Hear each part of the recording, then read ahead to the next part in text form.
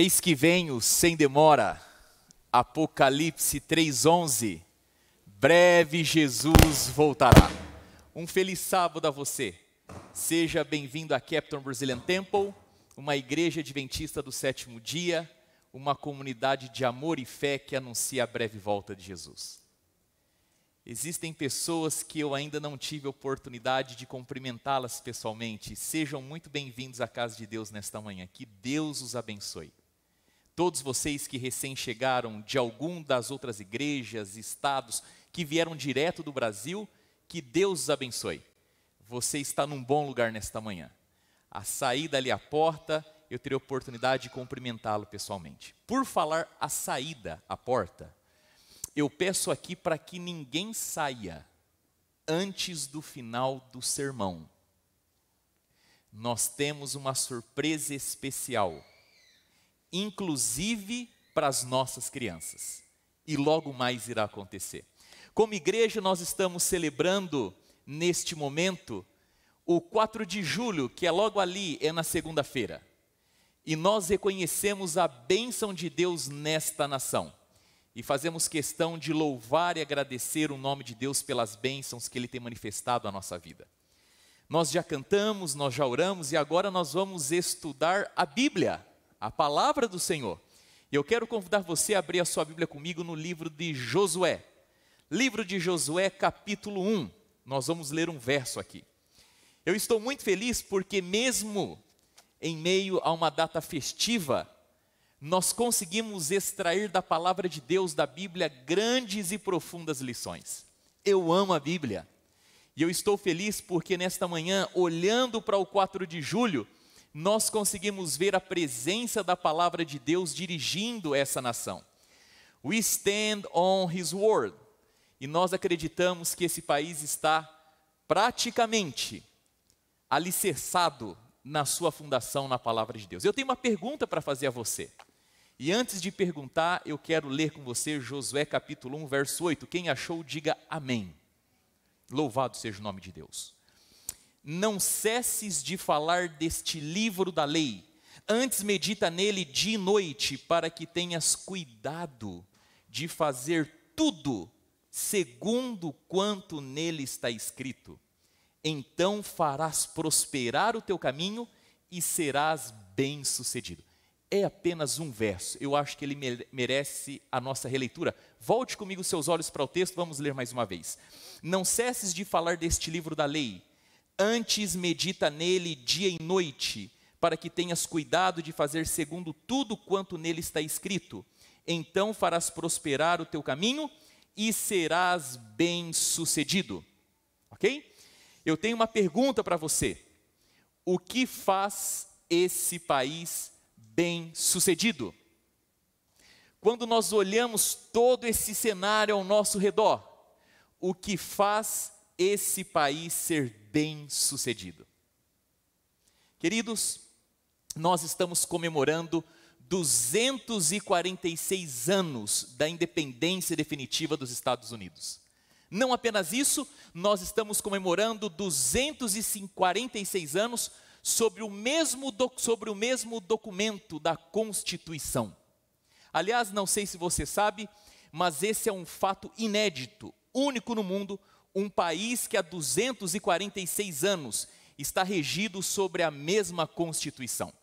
Em grande parte dos países, a cada 15, 20, 50 anos, seja por uma revolução política ou seja por demandas sociais, as constituições são visitadas e são refeitas. Aqui não, 246 anos sobre o mesmo documento. Um outro ponto importante e interessante sobre esse país, nós representamos apenas 4 a 5% da população mundial. Dentre toda a população mundial, nós somos apenas 4 a 5%, não mais do que isso. No entanto, quando nós medimos a capacidade produtiva desse país, nós descobrimos através dos copyrights, das invenções, das novas tecnologias, daquilo que realmente é construído, das novidades, das coisas produzidas, que nós, sendo apenas 4 a 5% da população mundial, produzimos mais do que todos os outros 96, 95% restantes. Não bastasse isso, 25% do produto interno bruto mundial é produzido por essa pequena parcela de 4, 5% dessa população. E a minha pergunta para você é: o que fez e o que faz esse país no cenário mundial estar na liderança, estar à frente, ainda se manter como o primeiro país do mundo? E a minha resposta para você nesta manhã é a Bíblia, é a palavra de Deus. É justamente a capacidade que esse país teve de ser fundado e fundamentado na palavra de Deus e nos seus princípios, que deu a esse país a possibilidade de estar na liderança global por tantas décadas ou séculos. E você pode estar perguntando: pastor, será? Porque hoje em dia o que a gente percebe é um super distanciamento da Bíblia na esfera política, na esfera educacional e às vezes até propriamente nas famílias e nas igrejas. E eu queria mostrar para você nesta manhã que não, é ao contrário. Se nós somos o que somos e fazemos o que fazemos, é justamente em decorrência da Bíblia. E a Bíblia está muito mais presente na nossa vida do que nós imaginamos. Quer ver só? Existem cerca de 250 expressões, obviamente no inglês, que nós usamos todos os dias da nossa vida. E que não nos damos conta que essas expressões, elas vêm justamente da palavra do Senhor. E aqui existe uma lista com alguma delas. Você tem aqui comigo: by the skin of your teeth, 2 cents worth, a leopard can change his spots, there's nothing new under the sun, e outros mais. São expressões que nós percebemos que os jornalistas na televisão usam, que as pessoas no McDonald's, na Macy's estão a todo tempo falando, que os nossos filhos e nós mesmos usamos no dia a dia, e são expressões provenientes da palavra do Senhor. Um outro exemplo que eu gostaria de dar para você nesta manhã é um exemplo histórico, a partir da fala, do discurso e de materiais escritos dos grandes presidentes e personalidades desse país. E aqui eu quero fazer um parênteses. Eu entendo que neste momento aqui, nós estamos na presença de Deus e nós estamos estudando a Bíblia, a palavra do Senhor.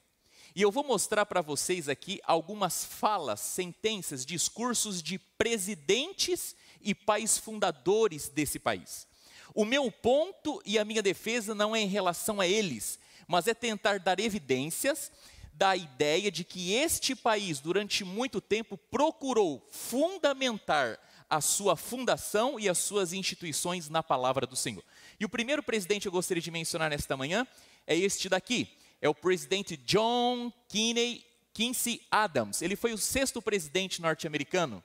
E ele diz assim: no que diz respeito à história contida na Bíblia, não é tão louvável conhecê-la quanto é vergonhoso ignorá-la. Um outro presidente, esse daqui é o presidente Theodore Roosevelt. O presidente Theodore Roosevelt, que foi o 26º presidente dos Estados Unidos, ele diz assim: os ensinamentos da Bíblia estão tão misturados intimamente e entrelaçados na nossa vida cívica e social, que seria impossível para nós imaginar como seria a vida se esses ensinamentos fossem removidos. Imagina só, o presidente do país dizendo que a nossa vida cívica, social, ela está entrelaçada e envolvida pela mensagem, pela palavra da Bíblia. Queridos, nós percebemos também que nesse país, até mesmo a sua atividade econômica, e eu pediria ajuda aqui dos meus amigos, não estou conseguindo passar, até as nossas atividades econômicas. Veja, o sistema americano é um sistema de livre mercado. Não existe nenhum sistema de livre mercado como o dos Estados Unidos. Esse é um sistema único, singular.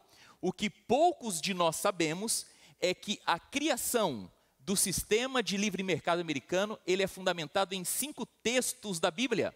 São esses 5 textos que fundamentaram basicamente a ideia de livre mercado do nosso país.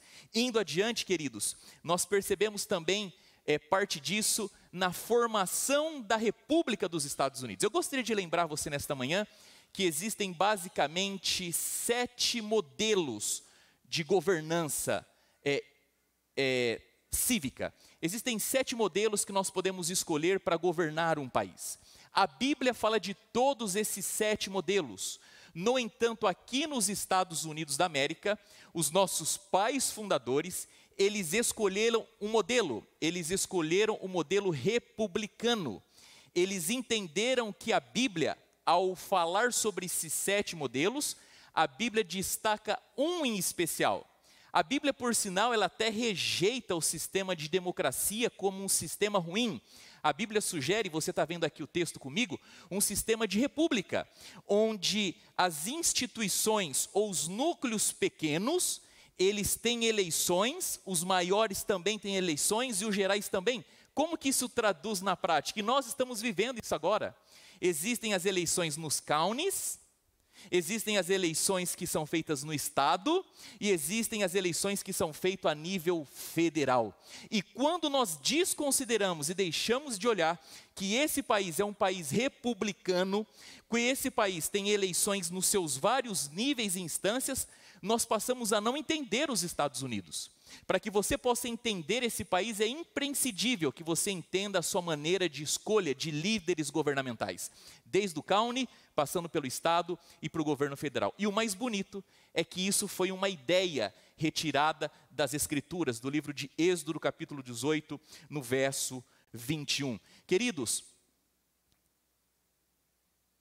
Guilherme, vamos combinar o seguinte, eu vou apontar aqui, funcionando ou não, você muda aí, tá bom? O presidente Franklin Roosevelt, ele disse assim, nos dias de formação da República, e só um detalhe, eu mostrei aqui o presidente, o John Quincy Adams, que foi o 6º presidente norte-americano. O presidente Franklin Roosevelt, ele foi presidente de 1933 a 1945, ou seja, não está tão longe de nós. Ele diz assim, nos dias de formação da República, a influência direta que a Bíblia exerceu sobre os pais da nação é visivelmente evidente. Não podemos ler a história de nossa ascensão e desenvolvimento como nação sem contar com o lugar que a Bíblia ocupou na formação dos avanços da República. Um outro que eu gostaria de mencionar é esse daqui, Benjamin Franklin. Benjamin Franklin, queridos, ele é escute só o que eu vou dizer. Benjamin Franklin é dos 5 menos religiosos dos pais fundadores. Nós nós temos 257 pais fundadores aproximadamente, ok? Esta foto aqui, ela está mostrando uma reunião entre eles. Esse que está no círculo amarelo é o Benjamin Franklin. E essa foto ela foi tirada aproximadamente em 1815. O que me chama a atenção é que em 1815, nós temos nesse país mais de 1.400 convocações oficiais do governo, chamando as pessoas para orarem. Em 1815, você conta cerca de 1.400 convocações oficiais do governo, chamando as pessoas para orarem. Benjamin Franklin, ele é dos 5 menos religiosos dos pais fundadores. Escute só e veja comigo o discurso de Benjamin Franklin em alguma das suas falas. Ele diz assim, nesta situação desta assembleia, tateando por assim dizer no escuro, para encontrar a verdade política e mal podendo distingui-la quando apresentada a nós, como aconteceu que não temos pensado até agora em aplicar humildemente ao Pai das Luzes, para iluminar nosso entendimento? No início da disputa com a Grã-Bretanha, quando estávamos conscientes do perigo, oramos diariamente nesta sala pela proteção divina. Nossas orações foram ouvidas e graciosamente respondidas. E ele continua na sua fala, eu vivi por muito tempo, e quanto mais eu vivo, mais provas convincentes vejo desta verdade, que Deus governa os assuntos dos homens. Se um pardal não pode cair no chão sem o aviso de Deus, é provável que o império possa se erguer sem a sua ajuda? Nos foi assegurado nas Sagradas Escrituras que a menos que o Senhor construa a casa, eles trabalham em vão para construí-la. Creio firmemente nisso e também acredito que, sem sua ajuda concomitante, teremos sucesso neste edifício político, não melhor do que os construtores de Babel, e nos tornaremos uma vergonha e um provérbio até as eras futuras. E ele continua dizendo, Volta aqui. Peço, portanto, permissão para que doravante orações implorando assistência do céu e sua bênção sobre nossa deliberação sejam realizadas nesta assembleia, todas as manhãs, antes de prosseguirmos com os nossos negócios. Queridos, nada mal frases dessa para o quinto menos cristão e religioso entre os pais fundadores.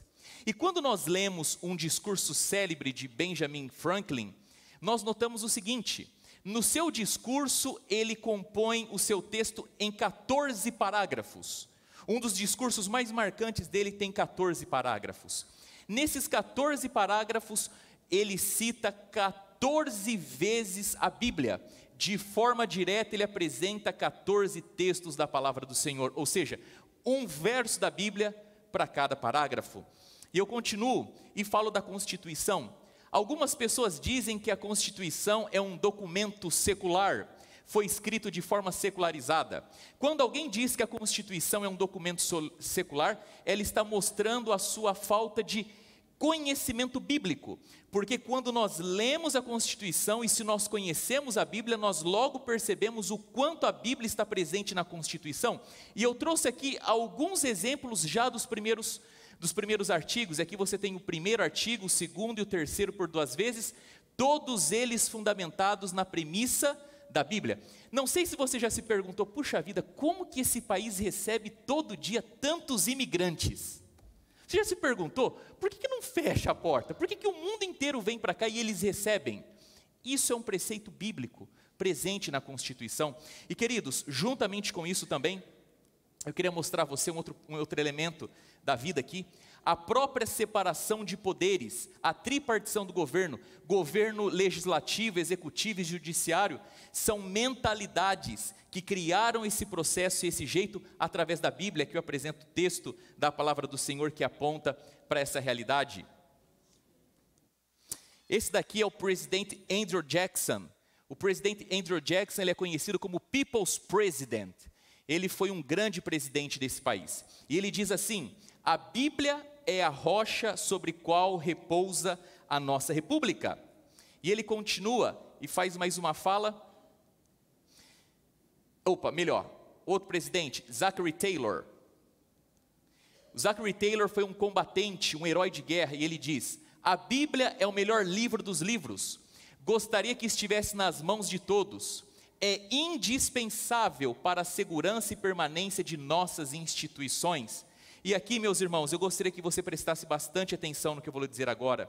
Quanto mais seculares e mais livres da Bíblia nossas instituições se tornam, menos elas trabalham e funcionam bem.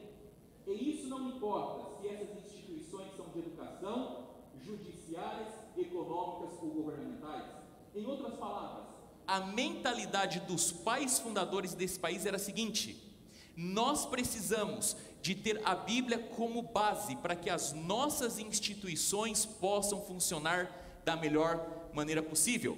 E ele completa a sua fala dizendo: especialmente a Bíblia deve ser colocada nas mãos dos jovens. É o melhor livro escolar do mundo. Eu gostaria que todo o nosso povo fosse criado sob a influência desse livro sagrado. E a minha pergunta para você é: por que hoje a Bíblia anda tão longe das escolas, tão longe das igrejas e tão longe dos lares? Esse senhor aqui é o Dr. Benjamin Rush. Embora não foi um presidente, ele foi um pai fundador. Ele é conhecido por ter sido o pai fundador que curou a ferida de uma nação doente. Ele também é conhecido por ser o pai das escolas públicas sob a Constituição. Para um país que ama educação, que anualmente gasta 764,7 bilhões de dólares nas verbas do CAUN, do Estado e do governo federal, todos os anos nós deveríamos visitar a história desse indivíduo. O Dr. Benjamin Rush, em 10 de março de 1791, ele participou de uma reunião muito significativa desse país. Eles estavam discutindo como manter as 13 federações juntas como um único bloco, um único país. E então chegaram à conclusão que para manter as 13 federações juntas como um único país, era indispensável o ensino adequado nas escolas públicas. E perguntaram: e o que a gente vai ensinar nas escolas públicas? E o Dr. Benjamin Rush, de maneira firme e objetiva, disse: nós precisamos de ensinar nas escolas públicas a Bíblia. Mas parece que hoje em dia a gente tem visto e ouvido o contrário, que a Bíblia está cada vez mais longe da vida pública, social e educacional. Mas olha o que eu vou te mostrar aqui agora. Nada mais, nada menos que em 1844,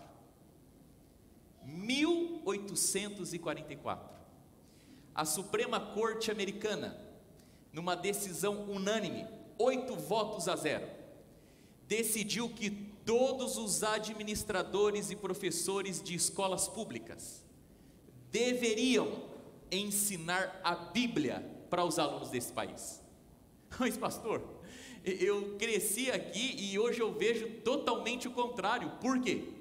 Você ouviu o contrário e percebe o contrário, porque em 17 de junho de 1963, a Suprema Corte Americana, através desses 2 casos, disse que não era mais para se ensinar a Bíblia nas escolas públicas. Só que como essa decisão aqui, ela era uma decisão que não tinha precedentes históricos e legais, foi pedido então para que eles dessem a razão para essa decisão. Sabe o que eles disseram?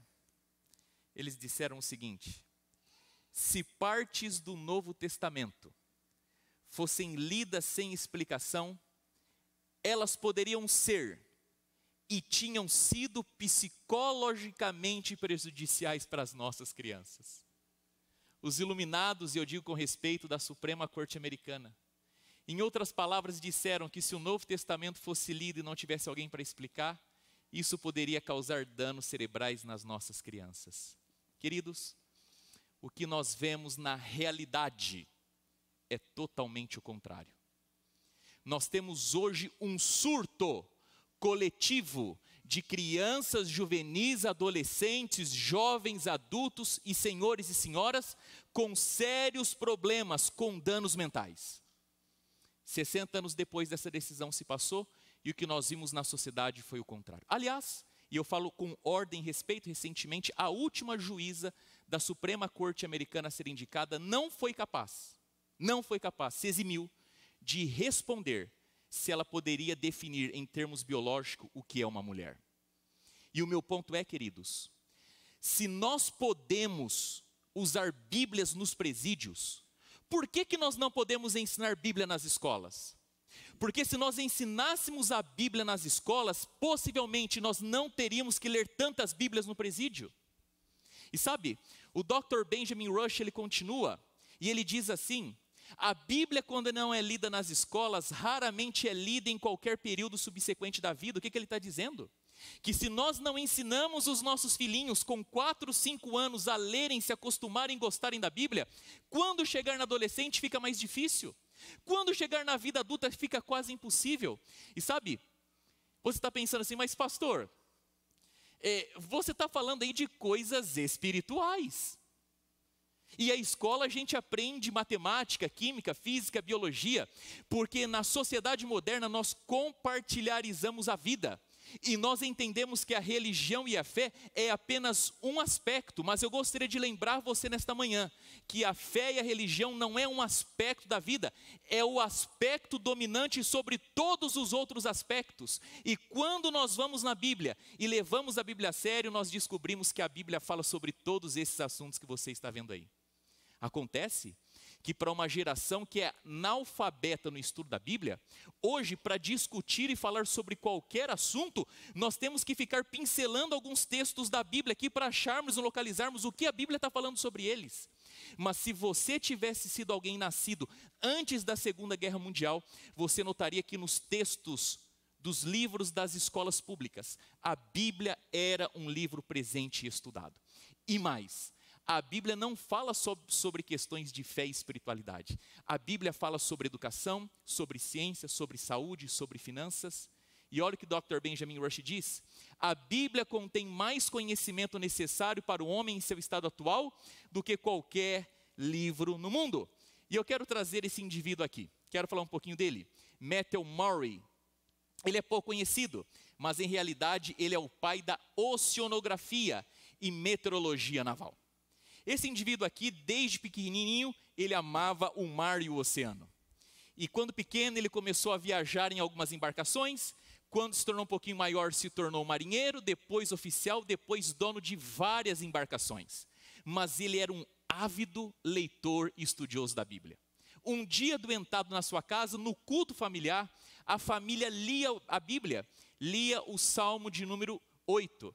E de repente, na leitura, ele se deparou com esse texto: deste-lhe domínio sobre as obras das tuas mãos, tudo puseste debaixo dos seus pés, todas as ovelhas e bois, assim como animais do campo, as aves do céu e os peixes do mar, tudo que passa pelas veredas dos mares. Opa! E ele pediu para que o texto fosse lido de novo. E ele percebeu que o texto fala sobre as veredas dos mares. E ele percebeu o seguinte: se a Bíblia fala sobre veredas dos mares, é porque existem veredas nos mares. E ele começou a estudar e descobriu que o mar e no oceano existem jatos, correntes de vento. E um dia ele rumou o seu barco por aquilo que ele entendeu que fosse uma corrente, um jato de vento, e ele conseguiu ir dos Estados Unidos até a Europa com 1 semana a menos de viagem.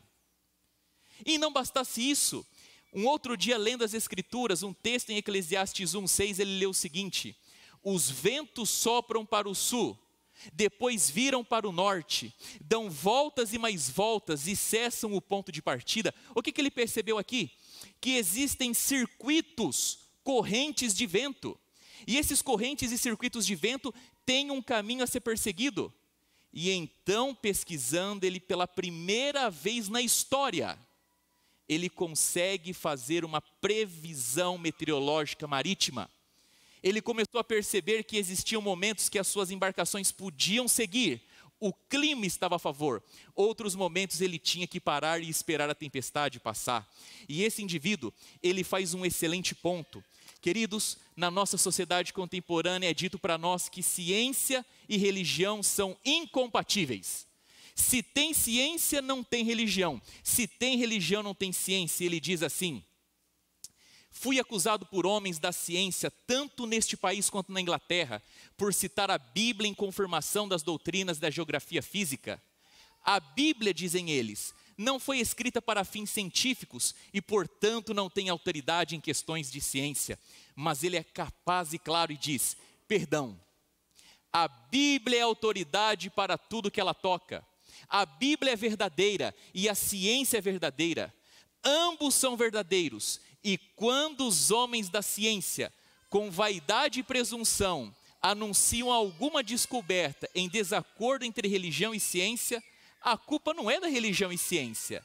A culpa não é da testemunha ou de seus registros, isto é Deus, mas do verme ou humano pecador que tenta interpretar evidências que ele não entende. Queridos irmãos, eu gostaria de lembrá-los nesta manhã que a palavra de Deus também é fonte e autoridade de ciência. A Bíblia fala sobre ciência, educação, economia e tudo mais o que nós podemos ouvir e entender para a nossa vida. E o que dizer do nosso sistema judiciário?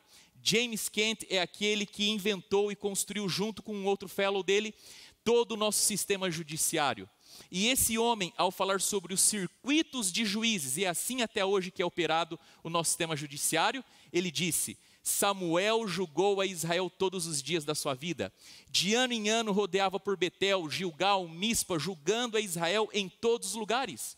O nosso sistema atual judiciário é totalmente fundamentado numa premissa bíblica, no circuito de juízes, assim como fazia Samuel. E queridos irmãos, inclusive a nossa Constituição, a Constituição americana, ela foi escrita, inclusive por uma outra premissa bíblica. Alexander Hamilton, que foi secretário de Tesouro norte-americano, deixou bem claro que a escrita da Constituição, ela é baseada na premissa de que Deus, ao instruir o seu povo com as suas leis, também escreveu. E assim nós percebemos que a Bíblia teve toda uma função, um peso especial na fundação desse país. Só que agora eu tenho algo triste para falar para você. Veja, atualmente, 85% dos lares norte-americanos possuem Bíblia dentro deles.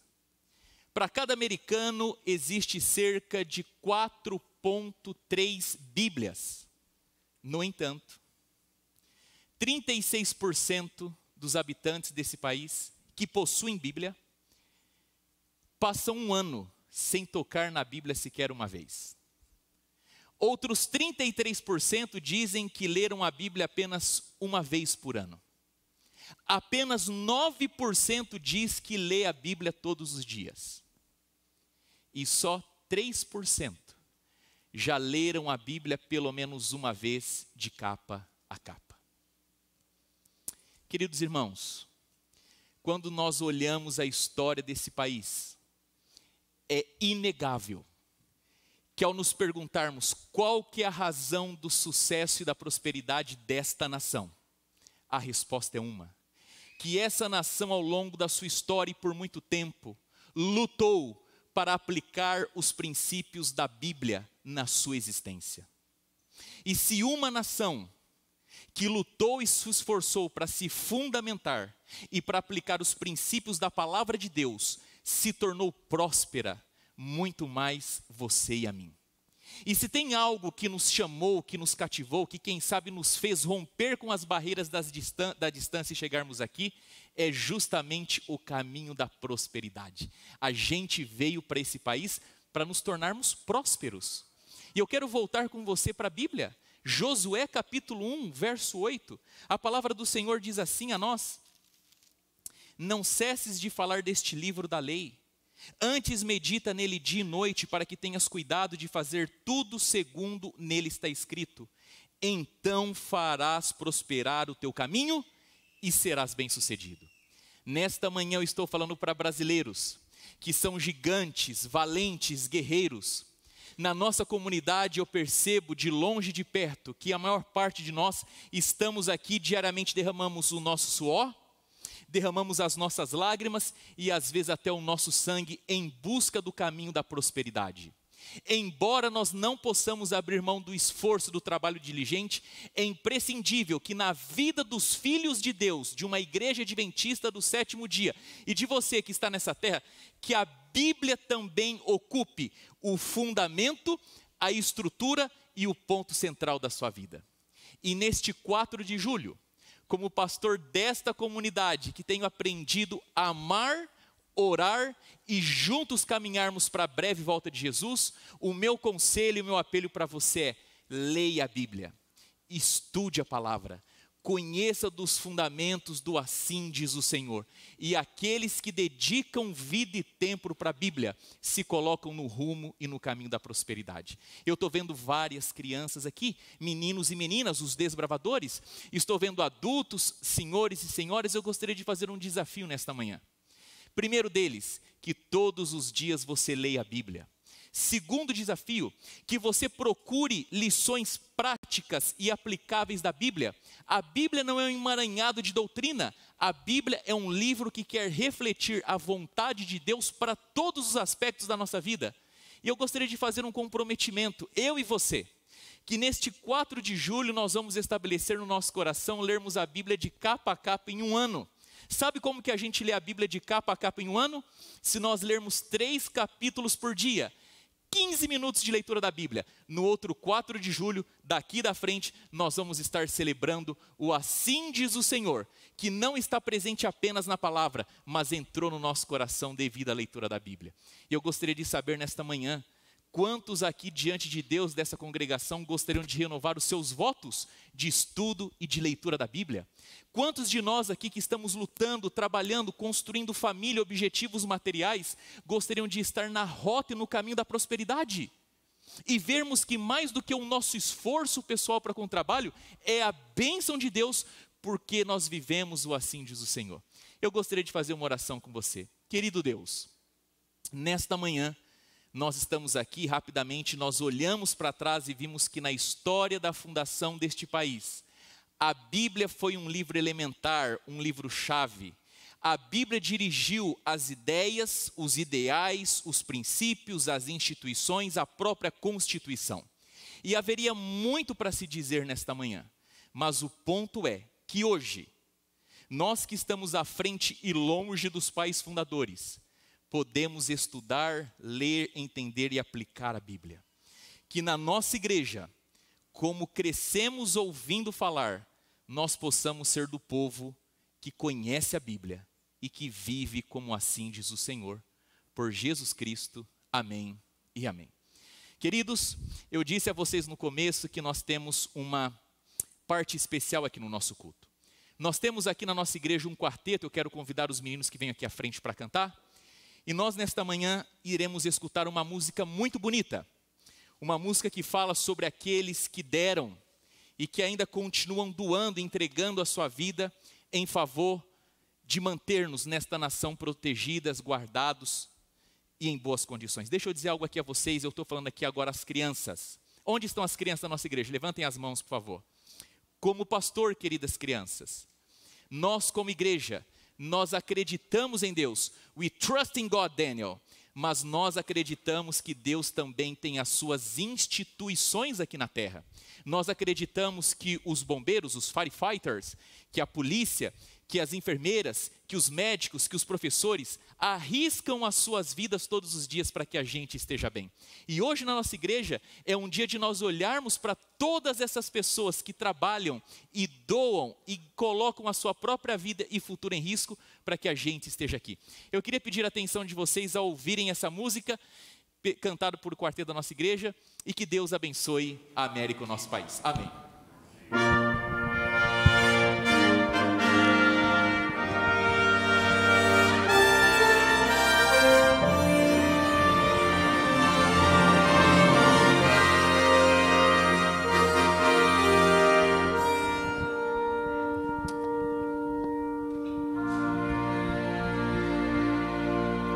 What this dying world could use is a willing man of God.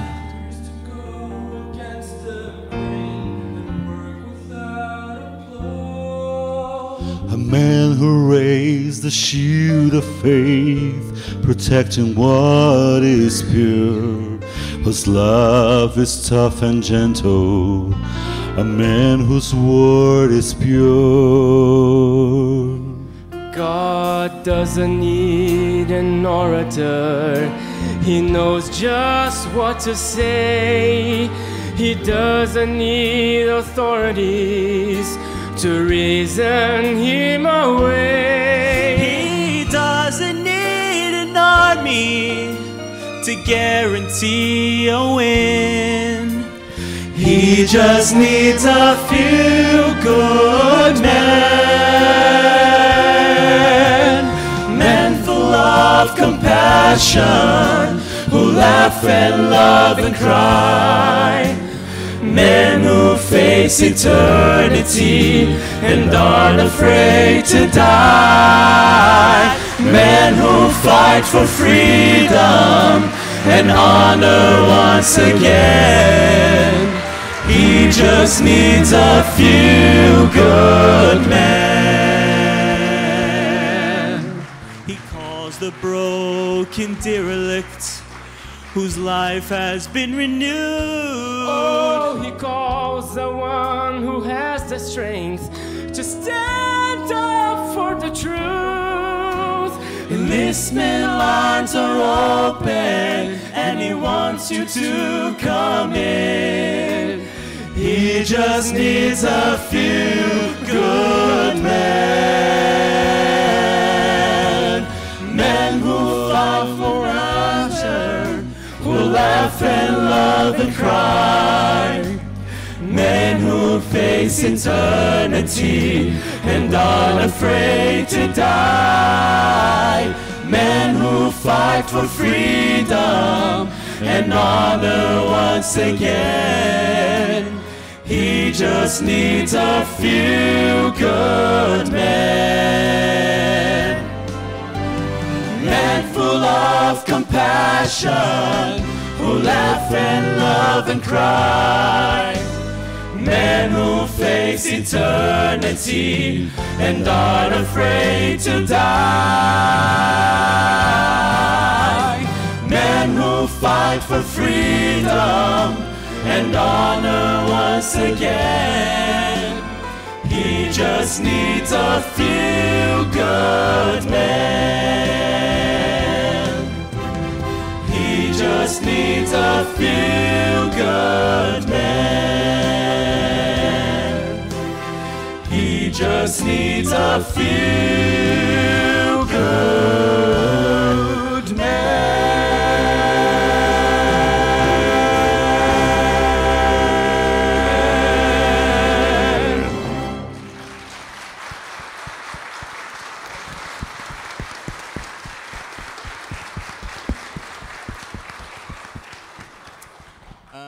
Mr. Captain Brandon and Firefights friends, we would like to thank you for all you do, for the sacrifice you make to defend us. We will always feel greatly in debt to you for your willingness to serve and protect us. We want to give you our gratitude for your willingness to sign on the line. We are so grateful for the work you do in your community. Thank you for helping others when they can't help themselves, for showing up to difficult situations ready to help, for being a hero to those in need. You are so appreciated and we are so thankful for your service. Today, the Captain Brazilian Temple, as a community of love and faith in the presence of our Almighty God, honor you, firefighters who serve our community and risk your lives and futures for your sake, along with your fallen comrades. Thank you for your faithful service over the years. May the Lord make his face shine upon you and be gracious to you. The Lord lift up his countenance upon you and give you peace. I'd like to invite my children, my kids here. They have a little special gift to give to you. Is our gratitude in a material way to give to you. Many blessings upon you, your family, in all the whole corporation. May God bless you guys.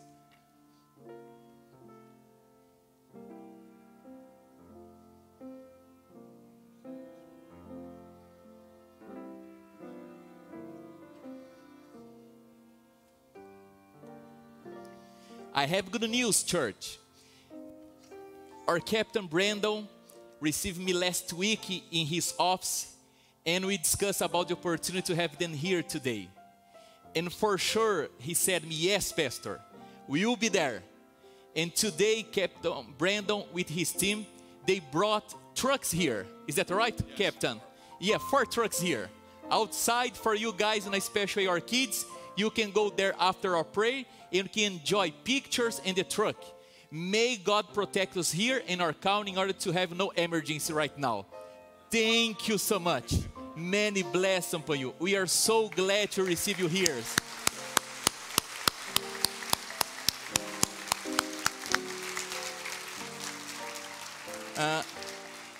I would like to close our service with a word of prayer. Is that possible? Okay, let us pray. Dear Heavenly Father, may you, Lord, our mighty God, protect us, help us to live in the best way possible here in this country. I'd like to thank you, Lord, because this country is upon your words. In a special way, this country stands in its words. I'd like to ask you, Lord, blessing upon my friends here, Captain Brandon and his team. During the days they are here to serve, to protect. They risk their life in order to give us comfortable way to live here in this country. I'd like to ask you, Lord, please bless them, their families, their job. Bless all the country, our church here. May our church continue to be here to serve others like my friends here. In Jesus' name I pray, amen, amen. May God bless you. I'd like to invite my fellows here to go before me. I will go after them with the kids and have a blessed Sabbath around here. Many blessings upon you guys. May God bless you a lot. Thank you, Captain.